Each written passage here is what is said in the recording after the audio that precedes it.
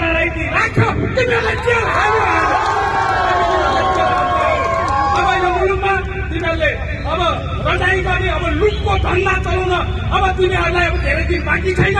जो जो राजाको विरुद्धमा अनेक खालका चाहिँ बकम खुसी कर थाकिरहेका छन्, न घरको न घाटको वामदेवको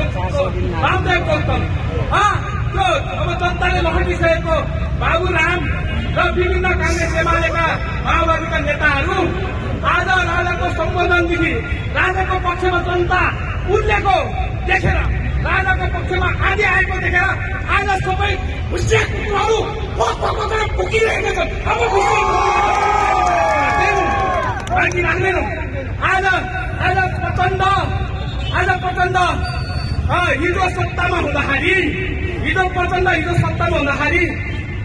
कुनै माफियाको घरमा गएर चौरसको थालमा मासु चामलको भात 1 दर्जन भन्दा परिकार लिएर हँसुर्यो र सत्तामा हुँदा माफियाहरूको खेलमा पर्यो। सत्तामा हुँदा यसले आफ्ना छोरी बुहारीलाई मेयर मन्त्री बनायो। सत्तामा हुँदा आफ्नो छोरालाई सगरमाथा गर्नलाई 4 करोड रुपियाँ दियो।